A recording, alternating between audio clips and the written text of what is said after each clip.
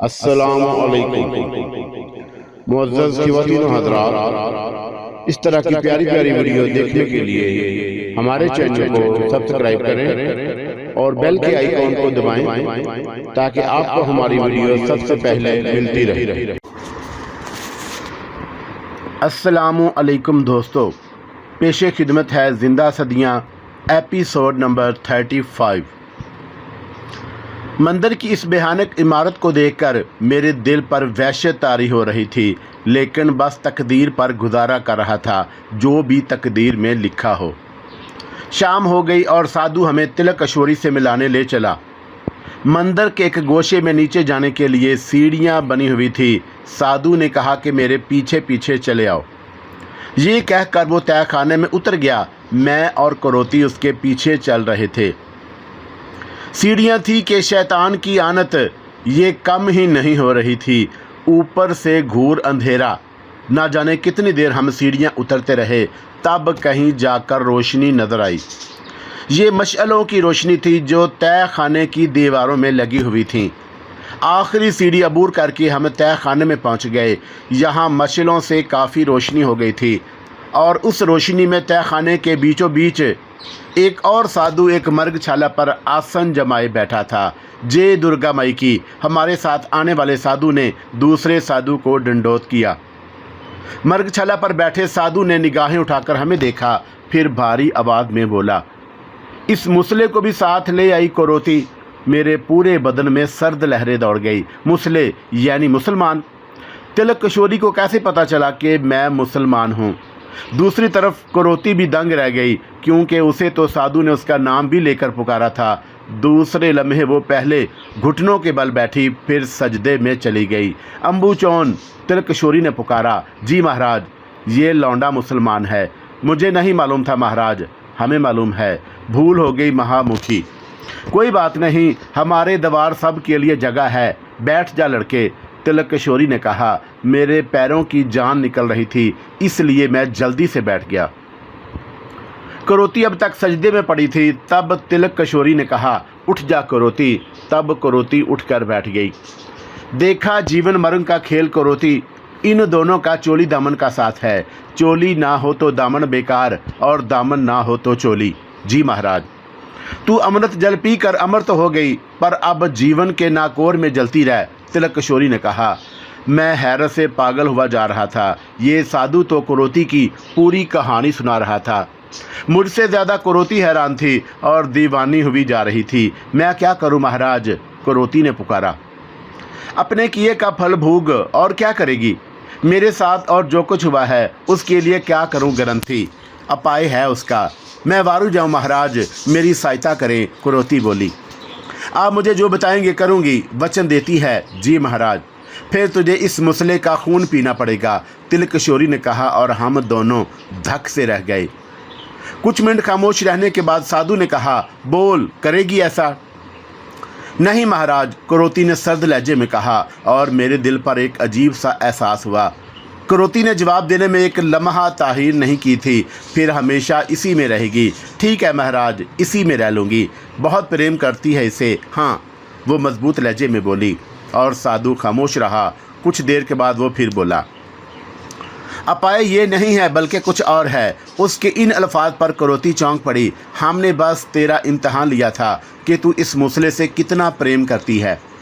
मैं इसे बहुत चाहती हूँ महाराज, इसका बाल भी बीका नहीं कर सकती। चल छोड़। अपाय ये है कि तुझे पूरा एक चंद्रमा एक कब्र में दफन रहना पड़ेगा। पूरे 1 माह तू इस अंधेर कब्र में रहेगी, और उसके बाद जब तू इससे निकलेगी तो तेरा गोश्त पोस्त वापस आ जाएगा और तेरा शरीर पहले जैसा हो जाएगा। साधु ने कहा। मैं उसके लिए तैयार हूँ। करोती जल्दी से बोली। तू कब्र में रहेगी? साधु ने पूछा। हाँ महाराज, करोती ने जवाब दिया। मेरे दिल पर इस वक्त एक अजीब असर हुआ था। इससे पहले करोती से नफरत करता आया था और हर वक्त उससे पीछा छुड़ाने की तरकीबें सोचता रहता था, लेकिन इस वक्त उसने मेरे लिए जिस एहसार का इजहार किया था वो काबिल कदर था। मैं बोले बगैर नहीं रह सका। नहीं करोती, ये कैसे मुमकिन है कि तुम एक कब्र में ज़िंदा दफन रहो? मैं जहाँ भी रहूँगी आली, जीती रहूँगी, क्योंकि मौत मुझसे दूर चली गई है। तुम उसकी चिंता मत करो। लेकिन करोती, मैंने कहा, मेरी बात सुन लो, जैसा कि भगत महाराज ने कहा, और उसके बाद जब मैं कब्र से निकलूँगी तो पहले जैसी होंगी। मगर मेरी बात तो सुनो। नहीं आली, मैं खुशी से तैयार हूँ, लेकिन मुझसे एक वादा करो। क्या? जब मैं पहले जैसी होकर आऊँगी तो तुम प्यार से मेरा स्वागत करोगे। इस बीच तुम मेरी लगन लगाकर यहाँ मंदिर के आसपास मेरा इंतज़ार करोगे। एक चंद्रमा 1 महीने की ही तो बात है, आंखें बंद किए बीत जाएगा। तुम्हारे ये शहद मेरे लिए जीवन जैसे हैं। तुम्हें मेरे नुकसान की फ़िक्र है, ये मेरे प्रेम की जीत है। पूरा महीने कब्र में दफन रहकर तुम्हारे इन शब्दों में खोई रहूँगी। मैं सख्त परेशान हो गया था। उस वक़्त भगत की आवाज़ उभरी, तुम्हारी प्रेम कथा ख़त्म हो गई है। जी महाराज की। करोती ने कहा, तुम तैयार हो? हाँ भगो की पूरन, वो बोली। अम्बुचरण तिलकेश्वरी ने हमारे साथ आने वाले साधु को आवाज़ दी। जय बकोकी, वो बोला। इसके लिए कब्र तैयार कर, हमारे बैरों का साथ लगा ले। जो आ गया प्रभु, साधु ने कहा और वहाँ से चला गया। तुम लोग भी बाहर जाकर बैठो और गौर कर लो। हम वहाँ से उठ गए। ना जाने मुझे क्या हो गया था। हालांकि मैं एक एक लम्हा करोती से जान छुड़ाने की तरकीबें सोचता रहता था, लेकिन इस वक्त कुछ अजीब सी कैफियत थी मेरी। आखिरकार अम्बुचरण आ गया। चलो देवी, तुम्हारा स्थान तैयार हो गया, तुम भी आओ। उसने मुझे इशारा किया और मैं भी उठ गया। बहुत बुरा वक्त था मुझ पर। वो कुछ देखने जा रहा था जिसका ख्वाब में भी तसव्वुर नहीं किया था। अम्बुचरण फिर हमें एक ऐसी जगह ले गया जहाँ सीढ़ियाँ बनी हुई थी, और ये सीढ़ियाँ वाकई तलस्सरा तक गई थी। हमें सैकड़ों फुट की गहराई में उतरना पड़ा। फिर हम जिस हाल नुमा जगह पहुँचे वहाँ खूब रोशनी थी। ये रोशनी मशलों को जलाकर की गई थी। यहाँ इंतहाई भयानक शक्लों के बेशुमार मुजस्मे नजर आए। हाल में कई कुर्सियाँ पड़ी थी और जिनमें से एक पर तिलकेश्वरी बैठा हुआ था। तिलकेश्वरी से कुछ गज के फासले पर ज़मीन पर एक कब्र खुदी हुई नजर आई। तिलकेश्वरी ने कहा, ये तेरी कब्र है करोती, जिसमें तू महीना भर रहेगी। तू तैयार है? जी महाराज। चल फिर उतर जा इसमें, तिलकेश्वरी ने कहा। बकारण के रूप में करोती ने आखिरी बार मेरी तरफ देखा, मुस्कुराई और कब्र की तरफ बढ़ गई। उस वक़्त मेरे दिल की हालत क्या थी, मैं अल्फाज में बयान नहीं कर सकता। करोती आराम से कब्र में उतर गई। मैं ज़िंदगी में पहली बार किसी ज़िंदा इंसान को दफन होते हुए देख रहा था। जैसे ही वो कब्र में लेटी, चारों तरफ से कोई 2.5 फुट के कद वाले बौने निकल आए। उनकी तादाद काफ़ी थी। वो कब्र के नज़दीक आकर उस पर मिट्टी डालने लगे और कुछ ही मिनट में कब्र बराबर हो गई। तब तिलकेश्वरी अपनी जगह से उठा और उसने किसी धात से बना हुआ एक त्रिशूल कब्र के बीचों बीच गाड़ दिया। फिर मेरी तरफ देखकर मुस्कुराया और अजीब से लहजे में बोला, काम पूरा हो गया मियाँ जी। मुझे इसका अंदाज़ अजीब सा लगा था। मैंने कहा, इससे कोई नुकसान तो नहीं पहुँचेगा? इसका जवाब महालिख त्रू तेरी सिंघान शरी देंगे। उसने एक तरफ इशारा किया और मेरी नज़रें उसके इशारे की तरफ उठ गईं। फिर मैंने जो कुछ देखा उसने मेरी रगों में खून जमा दिया। सामने की दीवार में एक दरवाज़ा नमूदार हुआ और उससे गौतम भंसाली बाहर निकल आया। रंगीन धोती में मलबूस था, ऊपरी जिस्म बरहना था और उस पर नक्शो निगार बने हुए थे। पीठ पर उभरे कोबड़ पर 12 सिंगे की तस्वीर बनी हुई थी और बेहद बेहानक नज़र आ रही थी। मेरे बदन में एक लम्हे के लिए थरथरी दौड़ गई। मेरी छठी हिस्स ने बताया कि कोई बहुत बड़ा काम हो गया है। गौतम बंसाली और यहाँ, और उसकी आंखों में कहरो गज़ब की बिजलियाँ कूद रही थी। तिलकेश्वरी और अम्बुचरण मुअद्दब होकर खड़े हो गए। बोने बेर भी एक कतार में खड़े हो गए थे। गौतम भंसाली आगे बढ़ा, कब्र के पास पहुंचा और खामोश खड़ा हो गया। कुछ देर खड़ा रहा पर घुटनों के बल बैठ गया और फिर उसकी आवाज़ उभरी, करोती, इस संसार में जितना प्रेम मैंने तुझसे किया है कभी किसी ने ना किया होगा। मैं अब भी तुझसे प्रेम करता हूँ और करता रहूँगा। सदियां बीत गईं, तूने हमेशा मुझसे नफ़रत की, मगर प्रेम की नफ़रत भी मोहब्बत की जगह होती है। मैं जानता था कि तू मुझसे नफ़रत करती है मगर किसी और से प्रेम भी नहीं करती। ये बात मेरे लिए इत्मीनान वाली थी। लेकिन उसने कहर आलूद नज़रों से मुझे देखा, फिर बोला, इस पापी ने मेरे बरसों की तपस्या भंग कर दी। अरे मैं तो इसे सदा से चाहता था, वो मुझे नहीं चाहती, इससे कोई फ़र्क नहीं पड़ता था। मगर तूने मुझसे सब कुछ छीन लिया और तूने इससे वो सब कुछ ले लिया जिसे मैंने अपना भगवान मान रखा था, और मैं राख हो गया। हाय, तूने मुझसे मेरा मान छीन लिया। मैंने मजबूर होकर वो किया, और उसके साथ जो उसने जुमला अधूरा छोड़ दिया।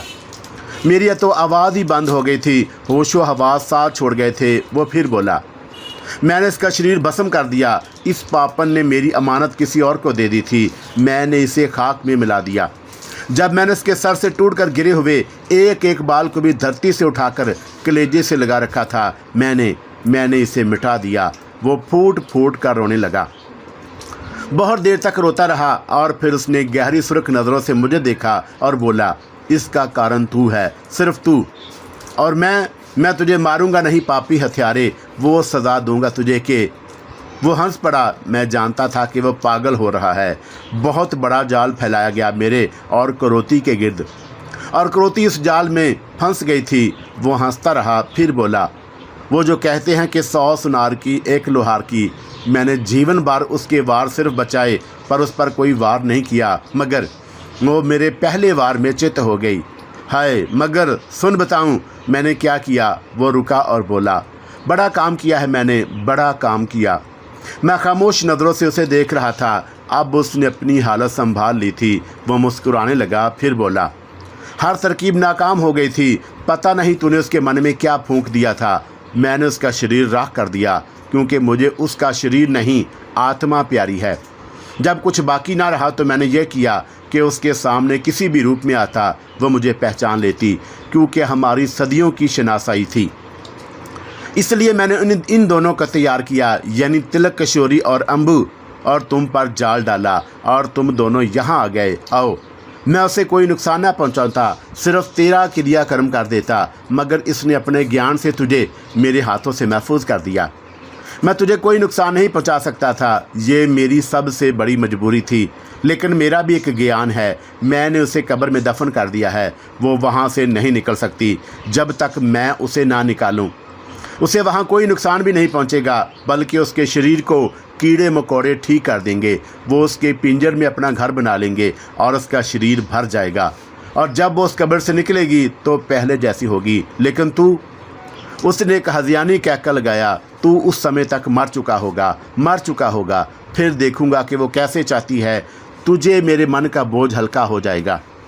मेरा सर बुरी तरह चकरा रहा था, और शैतान का वो दूसरा रूप था। कमबख्त ने क्या उम्दा तरकीब सोची थी। वो फिर बोला, अब तू अपने बारे में सोच रहा होगा कि तेरा क्या होगा कालिया, क्या होगा मेरा। मैंने मज़का खेद अंदाज में पूछा, और मेरे दिल से खौफ दूर हो चुका था। वो जो किसी का ना हुआ होगा, क्या मतलब। जिएगा, तू जिएगा, लेकिन मर मर कर जिएगा। वो कैसे, मैंने पूछा। बताओ रे इसे, वो कैसे। गौतम भंसाली ने उन नन्हे भयानक बोनों को इशारा करके कहा, और अचानक वो इस तरह मुंतशिर हुए जैसे शहद की मक्खियों के छत्ते में पत्थर मार दिया जाए। लेकिन कमबख्त मुझ पर टूट पड़े थे। नन्ही नन्ही लातें, घौंसे, थप्पड़। बज़ाहिर तो सब कुछ नन्हा नन्हा था, लेकिन मेरे होश ठिकाने आ गए थे। खूब मरम्मत की उन्होंने मेरी, और मेरे हवास जवाब देने लगे। आंखों के सामने अंधेरा छाने लगा, और फिर यह अंधेरा मुस्तकिल हो गया। आँख ही खुली थी, न जाने कितनी देर के बाद होश आया था। उसका एहसास भी बदन की तहरीक से हुआ, क्योंकि ऐसा भयानक अंधेर था कि शायद उससे गहरी तरीकी किसी ने ना देखी होगी। बदन के नीचे पक्की ज़मीन थी, जिसका एहसास टटोल कर हो गया। क्या कमबख्त ने मेरी आंखें निकाल ली, मैंने सोचा, और मेरे हाथ अपनी आंखों पर चला गया। मैंने उन्हें अच्छी तरह चेक किया। दोनों आंखें अपनी जगह मौजूद थीं। फिर ये तारीकी अपनी हसीयात से अंदाज़ा लगाने की कोशिश की कि इस तारीकी का राज क्या है। गुजरे हुए वाक़यात भी याद आए। उन्होंने करोती को कब्र में दफन कर दिया था, तो क्या मुझे भी किसी कब्र में दफन कर दिया गया। दिल उछल कर हल्के में आ गया। इतनी गहरी तारीकी कब्र की ही हो सकती है। जल्दी से उठकर बैठ गया। हाथ से टटोल कर फिर अंदाज़ा लगाया, क्या ये कब्र है। लेकिन फ़र्श तो पक्का था, और आसपास भी कुछ नहीं था। कब्र इतनी कुशादा नहीं होती। ये कब्र नहीं, कोई तारीक कमरा, लेकिन रोशनी क्यों नहीं है। कोई है, यहाँ कोई है। मैंने आवाज़ लगाई, और यूँ लगा जैसे मेरी आवाज़ दूर तक गूंजी हो। काफ़ी बड़ी जगह थी। आंखें उस अंधेरे से मायूस होती गईं और कुछ कुछ आहिस्ता आहिस्ता नज़र आने लगा। एक लंबी सुरंग नुमा जगह थी जो दूर तक चली गई थी। उसकी छत इतनी नीची थी कि खड़ा भी नहीं हुआ जा सकता था। मैंने कुछ तवक्कुफ़ किया, खड़े होने की कोशिश की तो साफ अंदाज़ा हो गया कि खड़ा नहीं हो सकता। चुनाचा झुके झुके चलता हुआ उस सुरंग के आखिरी सिरे पर पहुंच गया। वहां से पलटा तो दूसरे सिरे तक आया। अजीबोगरीब जगह थी, नाकाबिले यकीन हद तक अजीब। हो सकता है कि मंदिर के नीचे कोई और तहखाना हो, लेकिन उसका दरवाज़ा कहाँ है? कमबख्त भंसाली ने कहा था कि वो मेरी ज़िंदगी अजाब बना देगा, और उस अजाब का आगाज़ हो गया। तहखाने में ऐसे रोज़न बने हुए थे जिनसे हवा अंदर आ सके, रात और दिन का तयन हो सके, और उस वक़्त गहरी रात थी। मैं थक कर ज़मीन पर एक जगह लेट गया और मेरे जहन पर सोचों की यलगार हो गई। फिर नींद आ गई। दूसरी सुबह जागा तो सूरज की एक किरण एक रोज़न से सीधी मेरी आंख पर पड़ी। मैं उठकर बैठ गया। शदीद प्यास लग रही थी, लेकिन पूरी सुरंग में कुछ नहीं था। काफ़ी देर तक उसी तरह बैठा रहा। अचानक दूर से एक खड़खड़ की आवाज़ सुनाई दी। देखा तो एक चूहा था जो बिल में घुस आया था। दोपहर हो गई, फिर शाम। अंदाज़ा हो गया था, अच्छी तरह अंदाज़ा हो गया था कि आगे क्या होने वाला है। इस तरह भूखों प्यासे जान देनी पड़ेगी। तीसरे दिन अब ज़मीन पर लेट गया था। मौत की आहटें आसपास से गुजरती महसूस हुई। बस इंतज़ार था, मौत का इंतज़ार। नीम गशी के आलम में करवट बदली तो हाथ किसी शय पर पड़ा। कोई बर्तन था। वहम है, मैंने दिल ही दिल में सोचा, लेकिन वहम नहीं था, बर्तन ही था। और बर्तन में कोई सयाल शय मौजूद थी। बस कोई सयाल शय है, चाहे वो जहर का प्याला ही क्यों ना हो। उठा और उसे मुंह से लगा लिया। क्या मज़ा है, क्या शय है, कुछ नहीं मालूम था। बस इतना मालूम था कि हाथ पैरों में शदीद सनसनी हो रही है, पलकें झुकी आ रही हैं, और फिर दिमाग भी सो गया। फिर 2 दिन रात ये गुजरे और दिन रात मुझसे मेरी जहनी कुव्वतें छीन रहे थे। दिमाग सुन्न हो रहा था। वक़्त का एहसास भी ख़त्म होता जा रहा था। ये भी ख्याल नहीं था कि अब क्या होगा या आगे क्या होने वाला है। खाने पीने को कुछ ना कुछ मिल जाता। गले सड़े फल, सब्जियां, पीने के लिए अजीब अजीब सयाल आ जाते। कहाँ से आते थे, कौन लाता था? अब तो ये ख्याल भी दिल से निकलता जा रहा था। यूँ ना जाने कितना वक्त गुजर गया। अब मुझे कोई एहसास नहीं था। सब कुछ भूल गया था। क्या खाता हूँ, क्या पीता हूँ, कहाँ सोता हूँ, लिबास की क्या कैफियत है। दिमाग सुन्न हो रहा था। सोचने समझने की कुव्वतें तकरीबन ख़त्म हो गईं। बस कभी कभी ख्यालात की हल्की लकीरों में अपना तसव्वुर जाग उठता था। बहुत दिन गुजर गए और फिर एक दिन जब आंख खुली तो माहौल बदला बदला सा था। मेरे बदन के नीचे खुरदरी ज़मीन नहीं थी, बल्कि एक जानी पहचानी सी नरमी थी। ये नरमी, मैंने सोचा, पता नहीं क्या था। मैं उठकर बैठ गया। जहाँ बैठा था और उस पर नरम गद्दा बिछा हुआ था और मेरे बदन पर नया लिबास था। मुझे कोई हैरत ना हुई। मैं उस गार में भी नहीं था, बल्कि ये एक कमरा था। हाँ, इतना मैं ज़रूर जानता था कि ये एक कमरा है और मैं यहाँ मौजूद हूँ। कुछ फासले पर एक कुर्सी पड़ी हुई थी। मैं बिस्तर से उठकर उस कुर्सी पर जा बैठा। ना जाने क्यों मुझे एक बात ज़रूर महसूस हो रही थी, वो ये कि मुझे इस जगह से निकाल कर यहाँ लाया गया है और ये कोई नामूस जगह है। फिर दरवाजे पर आहट हुई और कोई दरवाज़ा खोलकर अंदर दाखिल हो गया। मेरे जैसा इंसान था, बस कुछ अजीब सा था। उसके चेहरे पर मुस्कुराहट थी। कद छोटा सा था, पीठ पर जैसे गठरी सी बंधी हुई थी। वो मेरे पास आ गया। कैसे हो आशिक नामुराद, उसकी आवाज़ उभरी। अच्छा हूँ, मैंने जवाब दिया। वैसे आशिक नामुराद तो मैं हूँ। तुमने तो घर बैठे सारी मुरादें पूरी कर लीं। अब भी याद आती है? कौन? मैं गैर इख्तियारी तौर पर बोल रहा था। अब जबकि उसने मुझसे बाकायदा बातें शुरू की थी तो मुझे लग रहा था कि मैंने उसे कहीं देखा है। करोती की बात कर रहा हूँ। करोती? मैं ना समझने वाले लहजे में बोला। भूल गया उसे? अजनबी कुबड़े ने कहा और उसके होंठों पर अजीब सी मुस्कुराहट फैल गई। मैं किसी करोती को नहीं जानता। भूल मुझसे हुई थी, वो बोला, और ना जाने क्यों अब मुझे गुस्सा आने लगा।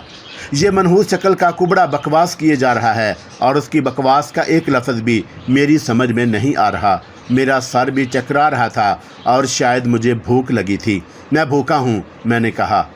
चल ठीक है, पहले तेरी पेट पूजा करा दी जाए और उसके बाद तुझसे बातें करेंगे। अब मज़ा आएगा तुझसे बातें करने का। और सुन, यहाँ से बाहर जाने की कोशिश मत करना। मज़ीद जो कुछ होगा उसका ज़िम्मेदार तू खुद होगा। कुबड़ा कमरे से बाहर निकल गया।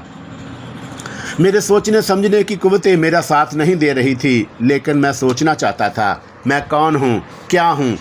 और मेरे साथ वो गंदी जगह मुझे याद थी जहाँ मैं रहता था, वो तारीक सी जगह जहाँ बदबू फैली हुई थी। यहाँ ऐसा नहीं है, तारीकी भी नहीं है, बदबू भी नहीं है और सब अच्छा है, मुझे अच्छा लग रहा है।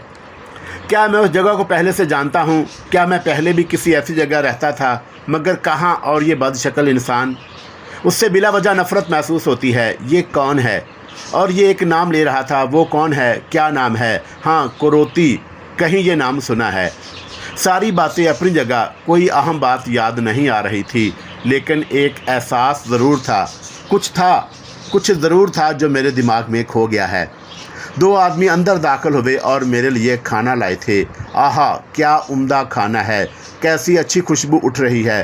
पेट भर गया और आंखों में नींद उतरने लगी। मैं मसहरी पर जाकर सो गया। जागा तो फिर वही अंधेरा था, लेकिन ये अंधेरा उस गार का नहीं था, बल्कि रात का वक़्त था और मैं उसी नरम गद्दे वाले बिस्तर पर सो रहा था। मैंने सुस्त अंदाज में नरम तकिया बाजुओं में लिया और फिर सो गया। फिर ना जाने कब जागा। ये सब मुझे बुरा नहीं लग रहा था, ना ही दिल में कोई एहसास था कि कहीं जाऊं। यहाँ सब ठीक था। उस वक़्त खूब तेज़ रोशनी थी जब वही कुबड़ा मनहूस मेरे कमरे में आ गया। मुझे बेशक उसकी शक्ल से चिढ़ होती थी, लेकिन इस वक्त वही मेरे लिए सबसे मेहरबान शख्स था और वही मेरी ज़रूरतें पूरी कर रहा था। कैसे हो श्याम सुंदर जी? उसने मुस्कुराकर कहा। मुझसे कह रहे हो? मैंने कहा। हाँ, यहाँ और कौन है? मेरा नाम श्याम सुंदर है। नामों से क्या होता है, चलो अपना नाम खुद बता दो। मुझे नहीं मालूम, मैंने कहा। ये तो अच्छी बात है। क्या मतलब? क्या तुम्हें अपना नाम नहीं मालूम? मुझे मेरा नाम बताओ, मैंने गुस्से से कहा। सुंदर तो तुम हो, मैंने श्याम लगा दिया है, तुम्हारा नाम श्याम सुंदर ही है।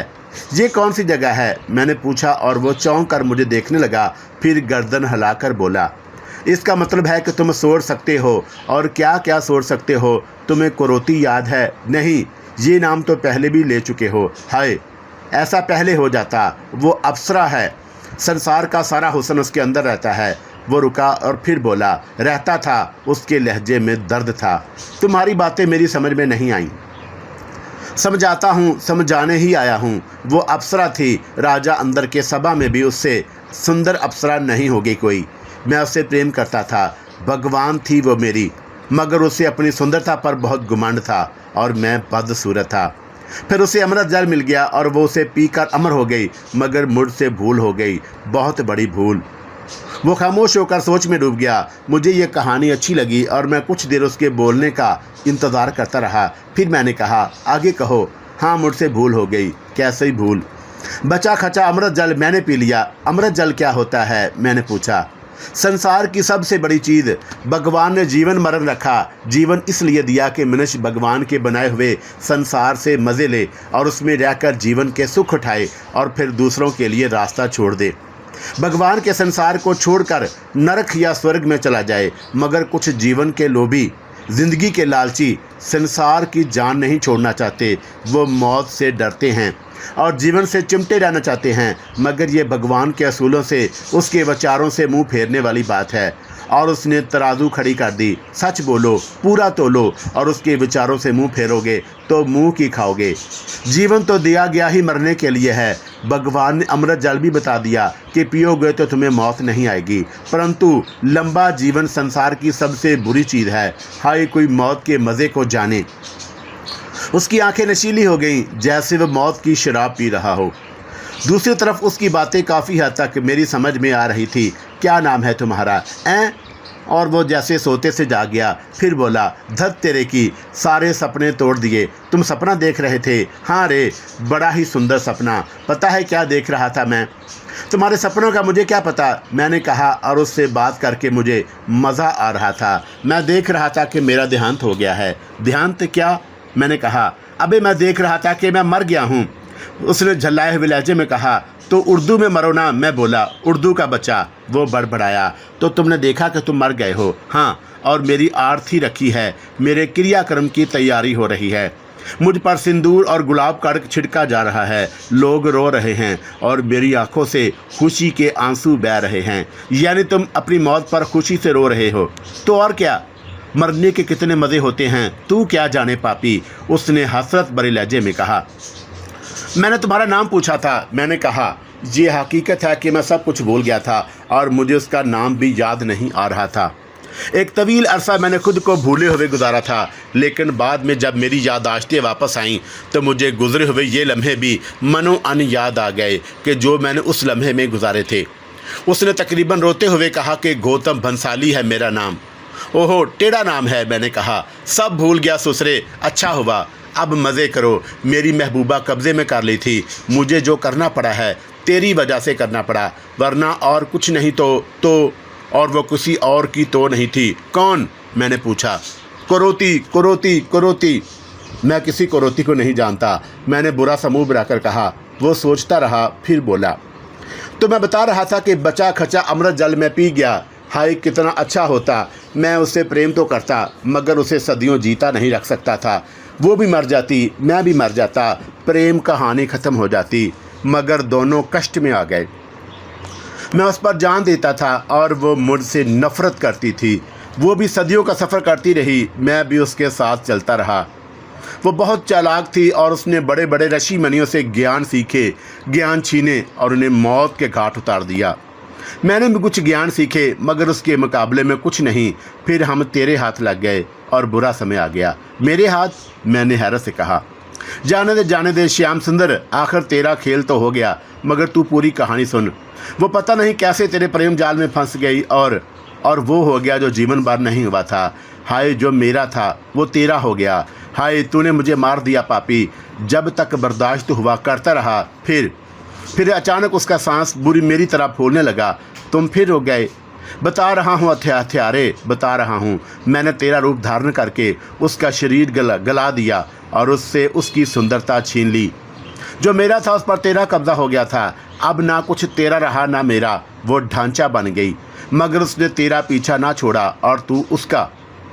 वो जिसकी मैंने लाखों साल पूजा की और उसे मैंने चुड़ैल बना दिया मैंने। पर उसने तुझे हासिल करने का काम जारी रखा और सुंदर नारियों के जान लेकर उनके ज़रिए तुझे खुश करने लगी। तू खुद सोच मुझ पर क्या गुजरती होगी। उसने तुझे मेरे हाथों से बचाने के लिए अपने ज्ञान से काम लिया और एक ऐसी चाल चली कि मैं तुझे मार नहीं सकता, वरना अब तक तो तेरी हड्डियां भी भस्म हो गई होती। और फिर मेरा सब्र ख़त्म हो गया। मेरे मन की आग ने मुझे फूंक दिया और मैंने वो कदम उठा लिया। उसकी आवाज़ लर्ज़ गई। कौन सा कदम? मैं सवाल किए बगैर नहीं रह सका। बता तो चुका हूँ तुझे हथियारे कि मैंने उसे गला कर ढांचा बना दिया। अब वो तेरी रही ना मेरी, मगर मुझे लगता है कि मैंने अब टाम ठीक कर दिया है। वो क्या?